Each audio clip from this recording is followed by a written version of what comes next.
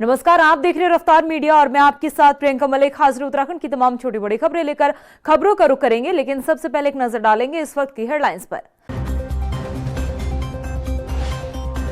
केंद्रीय बजट में पर्यटन की योजनाओं के ऐलान से उत्तराखंड में भी खुशी। माउंटेन ट्रेल और हाइकिंग की योजनाओं से राज्य में एडवेंचर टूरिज्म को बढ़ावा मिलने की उम्मीद। केंद्रीय बजट को सीएम धामी ने सराहा, बताया सबको साथ लेकर चलने वाला बजट, हर वर्ग का रखा गया ध्यान।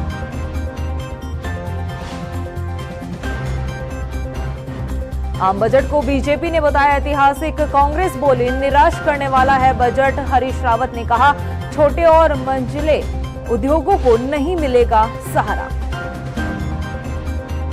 और कोटद्वार में बाबा नाम की दुकान को लेकर नहीं थम रहा विवाद। बीच बचाव करने वाले दीपक को मिल रही जान से मारने की धमकियां, पुलिस प्रशासन की कार्यप्रणाली पर उठे सवाल। हेडलाइंस के बाद बुलेटिन में सबसे पहले बात करेंगे आम बजट की। केंद्रीय वित्त मंत्री निर्मला सीतारमण ने आज आम बजट पेश कर दिया है। इस बजट में उत्तराखंड के लिए कई बड़े और महत्वाकांक्षी प्रस्तावों की घोषणा की गई। माउंटेन ट्रेल बनने से इसके साथ ही राज्य के सभी जिलों में इमरजेंसी ट्रॉमा सेंटर स्थापित करने तक कई योजनाओं को शामिल किया गया है। साथ ही पर्यटन, स्वास्थ्य और इंफ्रास्ट्रक्चर के क्षेत्र में विकास को एक बड़ा फायदा मिलने की उम्मीद है। मुख्यमंत्री पुष्कर सिंह धामी का कहना है कि यह बजट भारत के किसान, युवा, नारी शक्ति और हर वर्ग को ध्यान में रखकर बनाया गया है। खास तौर पर इस उत्तराखंड समेत राज्य जो अन्य हिमालयी राज्य हैं उनमें ट्रैकिंग ट्रेल्स की घोषणा एक दूरदर्शी पहल है। इससे पर्वतीय क्षेत्रों में स्थानीय आजीविका को बढ़ावा मिलेगा। आज माननीय केंद्रीय वित्त मंत्री निर्मला सीतारमण जी के द्वारा जो लगातार 9वीं बार बजट प्रस्तुत किया गया है, मैं उनको बहुत बधाई देता हूँ, शुभकामनाएं देता हूँ। और आदरणीय प्रधानमंत्री श्री नरेंद्र मोदी जी के नेतृत्व में विकसित भारत के संकल्प को पूरा करने वाला ये बजट भारतवासियों की आशा, अपेक्षाएं, उनकी आकांक्षाओं को पूरा करने वाला बजट है। और साथ ही जो भारत एक महाशक्ति के रूप में, आर्थिक महाशक्ति के रूप में उभर रहा है, आज दुनिया की चौथी सबसे बड़ी अर्थव्यवस्था बन गया है, उसको और विस्तार देने वाला बजट है। वहीं आम बजट पेश होने के बाद बीजेपी और कांग्रेस की प्रतिक्रियाएं भी सामने आई है, जहां केंद्रीय बजट को उत्तराखंड बीजेपी ने आम जनता का बजट बताते हुए कहा है कि इसमें हर वर्ग का ध्यान रखा गया है। राज्य की भौगोलिक, सामाजिक और सांस्कृतिक जरूरतों का विशेष ध्यान रखा गया है। तो वहीं मुख्य विपक्षी दल कांग्रेस के बड़े नेता हरीश रावत का कहना है कि बजट निराशाजनक है और इसमें छोटे और मंझोले उद्यमियों को कोई राहत नहीं दी गई है। जन भावना के अनुरूप बजट माननीय वित्त मंत्री जी ने प्रस्तुत किया है। इसके लिए मैं माननीय प्रधानमंत्री जी का, माननीय वित्त मंत्री जी का विशेष आदर करता हूँ। जहां 2025 में बजट 50 लाख करोड़ का था, उसको बढ़ाकर 54 लाख करोड़ किया गया। निर्मला सीतारमण जी का ये जो नवा बजट है, ये 2047 के विकसित भारत का नक्शा खींचते खींचते ग्रामीण भारत को भूल गया है, कृषि को भूल गया है, लघु उद्योग को भूल गया है। ये तीनों सेक्टर्स के एलोकेशन को देखिए तो इनकी वृद्धि रक्षा राष्ट्रीय आवश्यकता है, ट्रांसपोर्ट या दूसरे सेक्टर्स के मुकाबले बहुत कम दिखाई देती है। इसका अर्थ है कि ग्रामीण रोजगार घटेंगे, छोटे उद्योग जिस स्थिति में थे उनके सामने और अपने को मजबूत करने का इस बजट में कोई प्रयास, कोई उनको प्रोत्साहन नहीं दिया गया। वहीं सितारगंज में बीजेपी के जिला अध्यक्ष कमल जिंदल ने भी केंद्रीय बजट को देश के हर वर्ग की आकांक्षाओं को पूरा करने वाला ऐतिहासिक और दूरदर्शी बजट बताया है। उन्होंने कहा कि सबका साथ, सबका विकास की भावना को जमीन पर उतारने वाला ये बजट है। जैसे कि हमारी सरकार ने कहा है कि जो कामकाजी महिलाएं हैं, पढ़ने वाली महिलाएं हैं, उन सब के लिए हम पूरे देश के अंदर, हर जिले के अंदर एक हम महिला हॉस्टल बनाएंगे। पिछली बार हमने कहा कि हमारे ज़िले के अंदर मेडिकल कॉलेज बनाएंगे। पूरे देश के अंदर हर ज़िले के अंदर मेडिकल कॉलेज बन रहा है, युवाओं के लिए, किसानों के लिए, पिछड़ों के लिए, उद्योगपतियों के लिए, गरीबों के लिए, सब के लिए बहुत बढ़िया बजट है। और देश पूरी दुनिया की चौथी अर्थव्यवस्था बन गया है और माननीय प्रधानमंत्री जी के नेतृत्व में विकसित भारत बनने जा रहा है और हम दुनिया की तीसरी सबसे बड़ी अर्थव्यवस्था बनने जा रहे हैं। युवाओं के लिए बहुत बड़े बड़े प्रावधान अब आने वाले बजट के अंदर है। मेरे को लगता है कि ये बजट इस देश को जो तीसरी अर्थव्यवस्था बनाने की बात है और 1947 में जो विकसित भारत की बात है, ये बजट उसमें एक मील का पत्थर साबित है। वहीं केंद्रीय बजट में दवाएं, मोबाइल, इलेक्ट्रॉनिक सामान और लेदर से बने प्रोडक्ट समेत कई अन्य चीजों पर राहत देने की बात कही जा रही है। आम बजट पेश होने के बाद जनता और व्यापारियों की प्रतिक्रिया सामने आई है। व्यापारियों का कहना है कि इस बार के बजट में कुछ खास बदलाव नहीं है। इतना ही ये भी बताया गया है कि वित्तीय जो विशेषज्ञ हैं उनका भी यही मानना है कि आम बजट जो है वो आम जनता के लिए कुछ ज्यादा खास नहीं रहा। व्यापारियों के दृष्टिकोण से सोचें तो बहुत ही निराशाजनक रहा। व्यापारियों के हाथ खाली हैं। इसमें टैक्स स्लैब बढ़ाया जाना था। गवर्नमेंट को चाहिए कि 30 लाख रुपए तक 10% टैक्स होना चाहिए, इनकम टैक्स। और जो गवर्नमेंट ये कहकर आई थी कि हम इस देश से इनकम टैक्स को ख़त्म कर देंगे, तो अभी 10 साल हो गए उन्हें इस देश में काम करते हुए, अभी तक वो अपने उस वायदे को पूरा नहीं कर पाए कि इनकम टैक्स को हम ख़त्म कर देंगे। जो बजट जो अगर ओवरऑल अगर आप देखें तो बजट में नॉर्मल आदमी के लिए कोई खास बात नहीं है। इसमें एक नॉर्मल जो जनता है या जनमानस जो है उसके लिए जो है कोई खास बात नहीं है। बट इस बजट में जो अच्छी चीज़ दिखी कि जो पिछले जितने बजट आए थे उन बजट की तरफ से ये एक तरफ से ग्रोथ बजट है, मतलब उसको और आगे ले जाने वाला बजट है।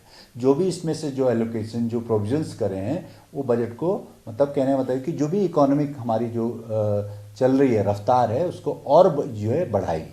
उत्तराखंड में 27 के विधानसभा चुनाव में अब कम ही वक्त बचा है। बीजेपी ने अपनी चुनावी तैयारियों को अमली जामा पहनाने का काम शुरू कर दिया है, लेकिन पार्टी अभी तक मंत्रिमंडल का विस्तार नहीं कर पाई है। दूसरी तरफ बीजेपी के भीतर गुटबाजी के सुर उठने लगे हैं। नेताओं की नाराजगी जाहिर हो रही है। अब ऐसे में सवाल संगठन पर है कि क्या संगठन पार्टी नेताओं को नहीं संभाल पा रहा है? क्या 27 से पहले महेंद्र भट्ट दिग्गजों की नाराजगी को दूर करने में कामयाब हो पाएंगे या नहीं? इन्हीं सवालों के साथ ये रिपोर्ट देखिए। कहां रह गया धामी मंत्रिमंडल का विस्तार? बीजेपी के दिग्गजों का बढ़ रहा इंतजार। 27 का विधानसभा चुनाव भी आया पास। क्या नाराज नेताओं को मनाना होगा आसान? उत्तराखंड में 2027 के विधानसभा चुनाव का रंग अब धीरे धीरे चढ़ने लगा है। राजनीतिक दल अपनी अपनी चुनावी तैयारियों को लेकर एजेंडा सेट कर रहे हैं। सत्ताधारी दल बीजेपी की बात करे तो भाजपा इन दिनों चुनावी रणनीति पर काम कर रही है, लेकिन पार्टी के लिए एक बड़ी चुनौती है धामी कैबिनेट का विस्तार न होना। समय समय पर मंत्रिमंडल विस्तार को लेकर सियासी गलियारों में खूब चर्चाएं हुई है। यहाँ तक कि मुख्यमंत्री पुष्कर सिंह धामी और प्रदेश अध्यक्ष महेंद्र भट्ट ने खुद मंत्रिमंडल विस्तार के कई बार संकेत दिए। ये तक कहा गया कि पार्टी स्तर पर कैबिनेट विस्तार की पूरी तैयारी कर ली गई है, सिर्फ हाई कमान से हरी झंडी मिलने का इंतजार है। ये बात सही है कि हमारे राज्य में मंत्री पद कुछ रिक्त चल रहे हैं। इसको लेकर के समय समय पर इसको विस्तार की बात भी होती है, लेकिन केंद्रीय नेतृत्व के निर्देश पर जब भी उनका निर्देश होगा और आदरणीय मुख्यमंत्री जी भी इस बात के पक्षधर हैं कि मंत्रिमंडल का विस्तार होना चाहिए, लेकिन मंत्रिमंडल का विस्तार और कार्य की दृष्टि से उत्तराखंड राज्य के विकास में इस चीज़ का कोई फर्क नहीं पड़ रहा है। बहुत अच्छी तरह से सरकार कार्य कर रही है। कुछ राजनीतिक पंडितों ने तो यहाँ तक कह दिया था कि पार्टी शुभ मुहूर्त का इंतजार कर रही है और ये शुभ मुहूर्त कभी नवरात्रि बताया गया तो कभी दिवाली और कभी नया साल, लेकिन सब धरा का धरा रह गया। ये चर्चाएं मात्र चर्चाओं तक ही सिमट कर रह गई और कैबिनेट में मंत्री की कुर्सी पाने का इंतजार कर रहे विधायकों का इंतजार बढ़ता गया। यूँ कहे कि अब ये इंतजार शायद नाराजगी में बदलने लगा है, जो संगठन के लिए बड़ी चुनौती बन सकता है, क्योंकि 27 में पार्टी को एकजुटता की जरूरत है। ऐसे में अगर दिग्गज नेता नाराज हुए तो संगठन का नेतृत्व कर रहे प्रदेश अध्यक्ष महेंद्र भट्ट के लिए बड़ी समस्या खड़ी हो सकती है, क्योंकि अपनों की नाराजगी किसी भी दल को एक बड़ा नुकसान पहुंचाने के लिए काफी होती है। ऐसी स्थिति में कई सवाल खड़े होते हैं। आखिर हाईकमान के पास धामी कैबिनेट विस्तार का पेच क्यों फंसा है? क्या कैबिनेट विस्तार को लेकर कभी कोई होमवर्क किया भी गया है या नहीं? क्या अब चुनाव के ऐन वक्त पर मंत्रिमंडल विस्तार हो पाएगा? और अगर मंत्रिमंडल विस्तार नहीं होता है तो पार्टी अपने नेताओं को आखिर कैसे मनाएगी? ये वो तमाम सवाल है जिनके जवाब संगठन को समय रहते ढूंढने होंगे, क्योंकि इन दिनों प्रदेश की सियासी बयार पहले ही बीजेपी के खिलाफ बह रही है। पार्टी में अंदरूनी कलह, अपनों की नाराजगी देखने को मिल रही है। अगर कैबिनेट विस्तार को लेकर भी बगावती सुर उठे तो 27 में बीजेपी के लिए बड़ी मुसीबत खड़ी कर सकते हैं। रफ्तार मीडिया के लिए देहरादून से ब्यूरो रिपोर्ट। वहीं देहरादून से वापस लौटे गदरपुर विधायक अरविंद पांडे ने अपने ऊपर लगे आरोपों पर सफाई दी है। उन्होंने कहा है कि इस मामले में वो निष्पक्ष जांच की मांग करते हैं और दोषियों पर कड़ी कार्रवाई होनी चाहिए। इसके साथ ही इस पूरे मामले पर बयानबाजी करने वाले नेताओं पर भी उन्होंने निशाना साधा है। को एक सबक मिलेगा तो राजनीति में कम से कम भ्रष्टाचारी और बेईमान टाइप के लोग तो पैदा नहीं होंगे। इस नाते मैं चाहता हूँ और डीजीपी महोदय से मैंने यही मांग की है कि हमारे इस मुकदमे को आप वैज्ञानिक तरीके से जांच करवाएं और उन्होंने सहमति दी है। मैं इसके लिए उनका धन्यवाद देता हूं। देखो, जिन लोगों ने भी मेरे पे आरोप लगाया है ये वो लोग हैं जिनके त्याग, तपस्या और इनकी मेहनत से ही बीजेपी यहाँ खड़ी हुई है। बहुत काम किया है इन लोगों ने, जिनके नाम आपने लिए हैं। मुझे लगता है कि ये लोग नहीं होते तो शायद बीजेपी होती भी नहीं। इन लोगों ने त्याग तपस्या किया है। इनके पारिवारिक जनों ने, इनके माता पिता, इन लोगों के माता पिता ने जेलें काटी हैं, तब यहाँ बीजेपी खड़ी है। कोटद्वार में एक दुकान के नाम में बाबा शब्द हटाने की मांग से शुरू हुआ विवाद थमने का नाम नहीं ले रहा है। देहरादून से पहुंचे बजरंग दल के कार्यकर्ताओं के हंगामे के बाद सवाल उठ रहे हैं कि क्या राज्य में कानून व्यवस्था इतनी लच्चर हो गई है कि जब मुख्यमंत्री पुष्कर सिंह धामी खुद कोटद्वार में मौजूद हो तो इस तरह की अराजकता हो सके। ये रिपोर्ट देखिए। कोटद्वार में बाबा नाम की दुकान पर विवाद, दून से पहुंचे बजरंग दल ने काटा बवाल। बजरंग दल सरकार की इमेज कर रहा खराब। सुरक्षित उत्तराखंड के दावों पर सवालिया निशान।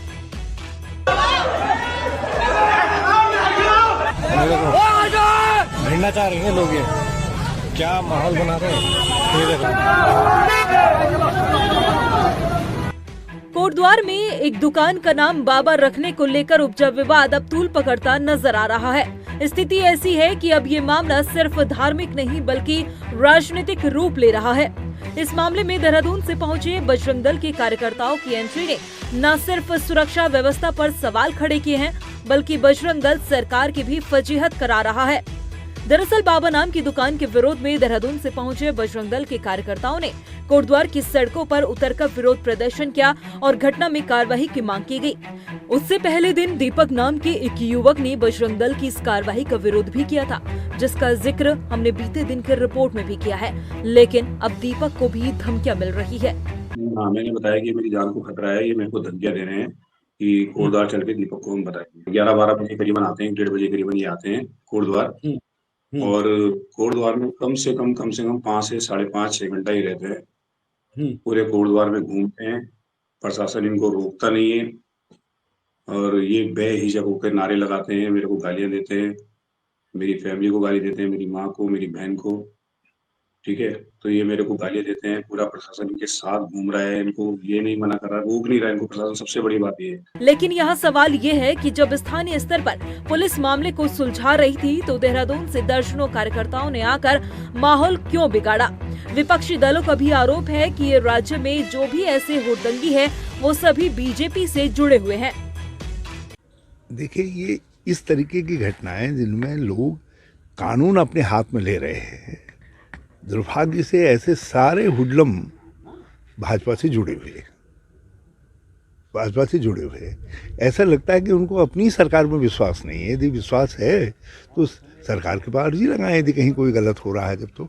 और कानून के मुताबिक राज्य चलना चाहिए, जो कानून कहता है उसके मुताबिक राज्य चले। तो हुडलम गर्दी के खिलाफ जिस तरीके से हुड़दंगी आज समाज का संचालन कर रहे हैं, ये एक खतरनाक प्रवृत्ति है। इसके खिलाफ कुछ लोगों ने आवाज उठाई है, मैं उनकी सराहना करता हूँ। सबसे बड़ी राजनीतिक किरकिरी इस बात की हो रही है कि जिस दिन कोटद्वार में बजरंग दल की भीड़ ने सड़क पर हंगामा किया, सड़क को जाम किया, उसी दौरान मुख्यमंत्री पुष्कर सिंह धामी शहर में ही एक कार्यक्रम में शिरकत कर रहे थे।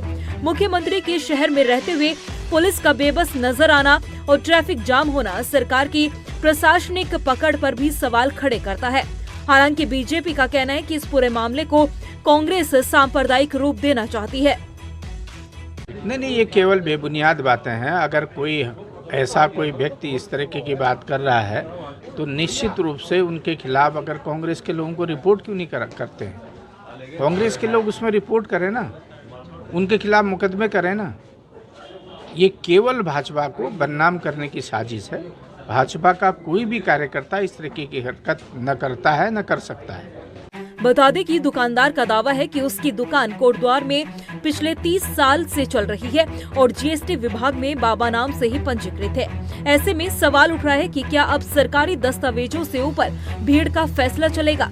सवाल ये भी है कि क्या ये ध्रुवीकरण प्रधानमंत्री नरेंद्र मोदी के उस बड़े विजन के साथ मेल खाता है जहां वो सबका विश्वास जीतने की बात करते हैं। और सवाल ये भी कि क्या बजरंग दल माहौल बिगाड़कर सरकार की इमेज खराब करने का काम कर रहा है। अगर समय रहते इन संगठनों पर लगाम नहीं लगाई गई तो ये धर्म के नाम पर इसी तरह से माहौल खराब करते रहेंगे और 2027 के विधानसभा चुनाव में सरकार की फजीहत भी ये संगठन करा सकते हैं। रफ्तार मीडिया के लिए देहरादून से सुशांत सिंह के साथ ब्यूरो रिपोर्ट।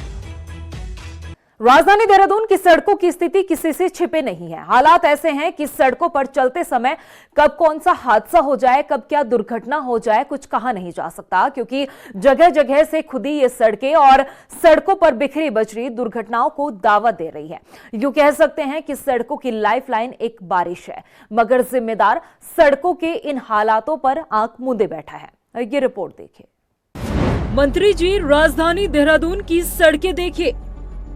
सिस्टम की लापरवाही, बार बार हो रही सड़कों की खुदाई, जनता पिस रही, हर रोज नई मुसीबत आई।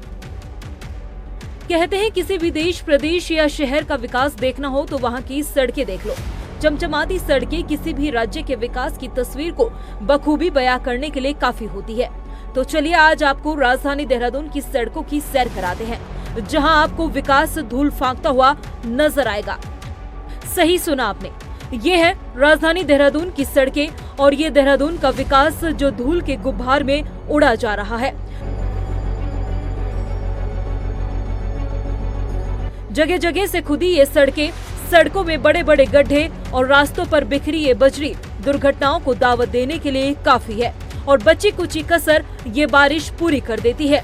यूं भी कह सकते हैं कि राजधानी देहरादून की सड़कों की लाइफलाइन सिर्फ एक बारिश ही होती है, क्योंकि सीजन की पहली बारिश ही सड़कों में जगह जगह जलभराव और बड़े बड़े गड्ढे कर जाती है और उसके बाद जो कसर रह जाती है उसे जिम्मेदार अधिकारी और मंत्री पूरी कर दे रहे हैं।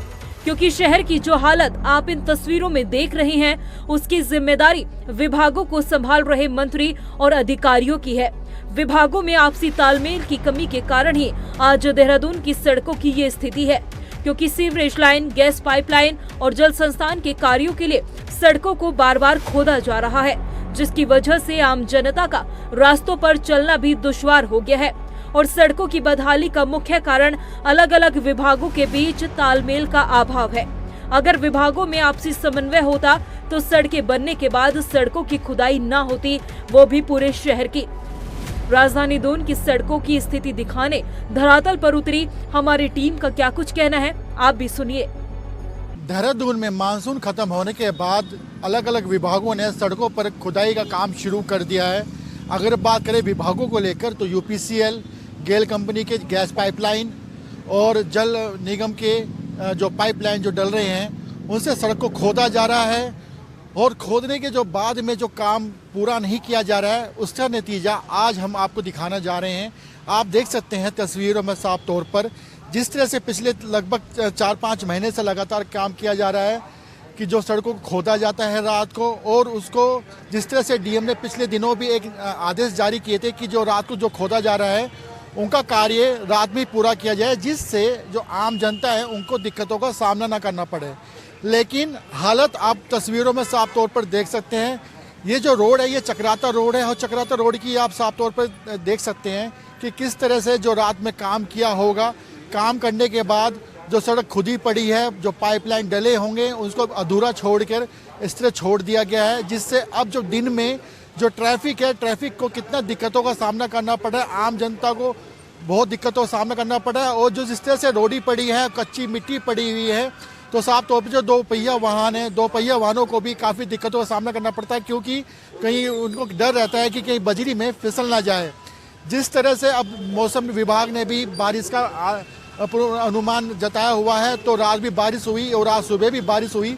तो बारिश होने के वजह से भी आप देख सकते हैं कि किस तरह से जो मिट्टी खोदी गई थी उनका कीचड़ बन गया है। और अभी हम तस्वीरों में दिखाना चाहेंगे कि जो रोड है, जो चक्राता रोड है, अब दूर दूर तक आप देख सकते हैं किस तरह से बारिश के वजह से कीचड़ बन चुका है और इस जो आधी सड़क तक ये खुदाई हो रखी है। और आप तस्वीरों में ये भी देख सकते हैं कि इस खुदाई की वजह से एक जाम की स्थिति की भी देखने को मिल रही है, क्योंकि जो आधी सड़क पे तो खुदाई हो चुकी है और आधी सड़क पर ट्रैफिक चल रहा है, जिसको लेकर आम जनता को दिक्कतों का सामना करना पड़ रहा है।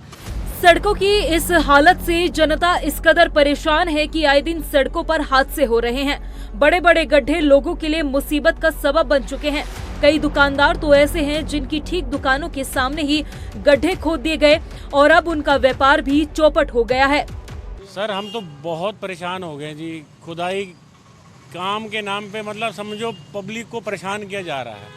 आए दिन लेडीज़ यहाँ इतनी गिरती हैं बेचारी, क्या बताऊँ मैं आपको, क्योंकि खड्डे ऐसे हैं कि बंद होने का नाम ही नहीं ले रहे। खड्डे करके छोड़ गए हैं, उसको बंद करना है, कब करना है, मलबा कब उठाना है, कोई प्रशासन ने कुछ नहीं देख रहा, कोई डिपार्टमेंट अपनी जिम्मेवारी नहीं ले रहा। हैरानी की बात तो यह है कि सड़कों पर खुदाई का काम तो शुरू कर दिया गया, लेकिन ये काम पूरा कब होगा इसकी कोई डेडलाइन नहीं है। स्थानीय लोगों का कहना है कि सड़कों पर खुदाई करके छोड़ दी जा रही है, ना तो उन पर आगे का कोई निर्माण कार्य हो रहा है और न ही उनकी परेशानियों की सुध लेने वाला कोई है। परेशानियां तो हो रही हैं काफ़ी। अभी ये इतना खुदा हुआ है, सड़क खुद रखी है, सारी दिक्कतें हो रही है लोगों को चलने में, इसमें गाड़ियों को दिक्कत हो रही है। और फिर ऊपर से ये हमारी गली का भी सारा हिसाब किताब बिगाड़ रखा है इन्होंने, पूरा खोद के छोड़ दिया है, आगे का काम कुछ हो नहीं रहा है इसमें अभी। और नालियाँ सारी गंदी पड़ी है, बिल्कुल मतलब सफाई नहीं हो रही है इनकी बिल्कुल भी। पूरा वैसे ही पानी आज की डेट में, इस समय तो सर्दी है, अगर गर्मी होती तो इसमें मच्छर और कीड़े सड़कों पे घूमते। इतना बुरा हाल हो रखा है पूरी गली का। आप देख लो, इधर कैमरा घुमा के देखो आप, पूरा गली का हाल क्या हो रखा है यहाँ पर। तो देखा आपने, राजधानी देहरादून की सड़कों की अव्यवस्थित खुदाई से शहर भर में यातायात व्यवस्था किस तरह से चरमरा गई है। इन सड़कों का हाल ऐसा हो चला है कि इन पर वाहन चलाना तो दूर, पैदल चलना, खड़े होना और सांस लेना भी दुश्वार हो गया है। इसे विडंबना ही कहेंगे कि लापरवाही पीडब्ल्यूडी और दूसरे विभाग कर रहे हैं और खामियाजा आम जनता को भुगतना पड़ रहा है। रफ्तार मीडिया के लिए देहरादून से हिमांशु चौहान के साथ ब्यूरो रिपोर्ट। ऋषिकेश के शिवाजी नगर में एक घर में अकेली रहने वाली महिला की गोली मारकर हत्या कर दी गई। हमलावर जो है वो वारदात को अंजाम देने के बाद से फरार है। बताया जा रहा है कि ये महिला एम्स ऋषिकेश में कर्मचारी थी। पुलिस का कहना है कि वारदात क्यों हुई और किसने इसको अंजाम दिया है, ये पूरी अब जांच की जा रही है। इसके साथ ही एसएसपी अजय सिंह ने बताया कि मृतका के पिता की तहरीर पर मुकदमा दर्ज कर लिया गया है। जल्द ही आरोपी की गिरफ्तारी कर ली जाएगी। कल 9:15 बजे सूचना पुलिस को प्राप्त हुई थी। एक फायरिंग की सूचना शिवालिक नगर में प्राप्त हुई थी घर से आवाज की, जिससे पुलिस मौके पे पहुंची तो वहां पर जो है दरवाजा बंद था और इसके बाद जब देखा गया कि वहां के जाली के दरवाजे में खोल था और जब उसको पुलिस द्वारा खोला गया तो वहां पर एक युवती की घायल अवस्था में पड़ी थी, जिसको अस्पताल भी भेजा गया, जिसकी मृत्यु हो गई थी, ब्रॉड डेड हो गई थी। समझ जानकारी के बाद आस पड़ोस और जो भी परिजन थे सभी की जानकारी करने के बाद पता चला कि प्रीति यहाँ एम्स में भी कार्य थी और साथ ही साथ इनका 5-6 साल पहले एक युवक है सुरेश, उससे जान पहचान भी थी और इनकी आपस में शादी की बात भी चल रही थी, जो परिजनों को भी जानकारी में था और अन्य जो सुरेश के जो जानने वाले हैं वो भी उनको ही पता था। बीच बीच में जो सुरेश का भी जो पहले शादीशुदा था, लेकिन अभी हाल फिलहाल इसी चीज़ को लेकर तलाक भी हुआ, जो म्यूचुअल आधार पर तलाक भी हो चुका है और प्रीति का भी डाइवोर्स कुछ साल पहले हो गया था। तो इनका कहीं ना कहीं जो आपसी मिलना भी था, जैसा लोगों ने बताया मुझे पूछकर, लेकिन किन परिस्थितियों में क्या किस आवेश में आकर ये घटनाक्रम हुआ, इसकी जानकारी परिजनों से भी की जा रही है, अन्य लोगों से भी की जा रही है। वहीं रुड़की में विशाल निशुल्क स्वास्थ्य शिविर का आयोजन किया गया, जिसका उद्घाटन पूर्व मुख्य मंत्री भगत सिंह कोश्यारी ने किया। वहीं शिविर का लाभ उठाने बड़ी संख्या में आसपास के लोग वहां पर पहुंचे, जहां उन्होंने निशुल्क उपचार और दवाइयां उपलब्ध कराई गई। पड़ोस के देशों में युवा जो है जंजी चला करके तोड़ फोड़ कर रहा है, राष्ट्र को बर्बाद कर रहे हैं, और यहाँ हमारे युवा और विशेष करके हमारे भारतीय जनता पार्टी के युवा मोर्चा के बच्चे, ये जो नौजवान हैं, ये समाज में स्वास्थ्य की सेवा और अन्य लोगों को जो भी सुविधा होती है उस दृष्टि से हमारे युवा काम कर रहे हैं।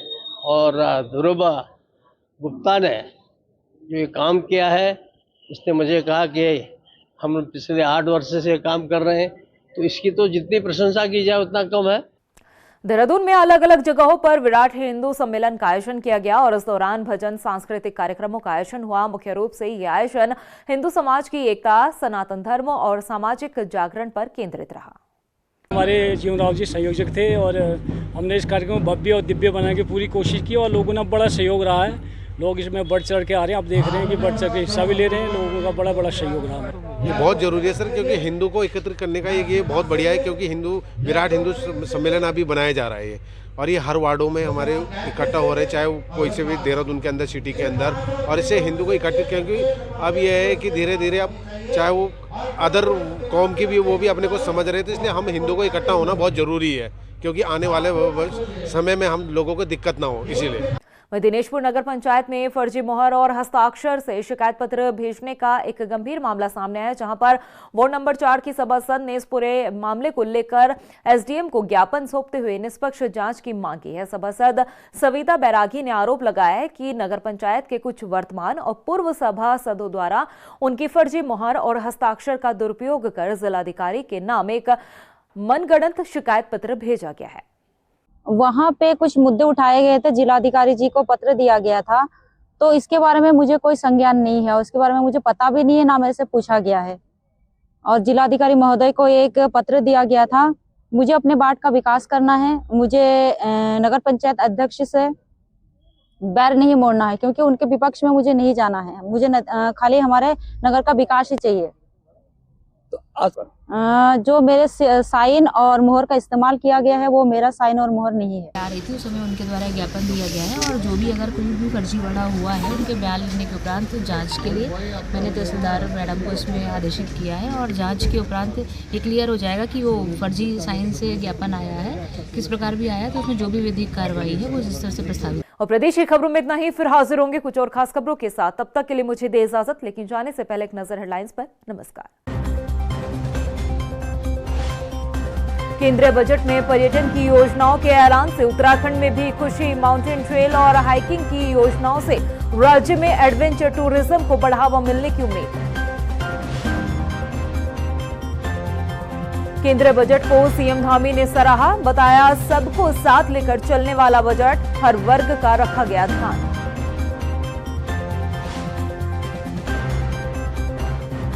आम बजट को बीजेपी ने बताया ऐतिहासिक, कांग्रेस बोली निराश करने वाला है बजट। हरीश रावत ने कहा छोटे और मंझले उद्योगों को नहीं मिलेगा सहारा। और कोटद्वार में बाबा नाम की दुकान को लेकर नहीं थम रहा विवाद, बीच बचाव करने वाले दीपक को मिल रही जान से मारने की धमकियां, पुलिस प्रशासन की कार्यप्रणाली पर उठे सवाल।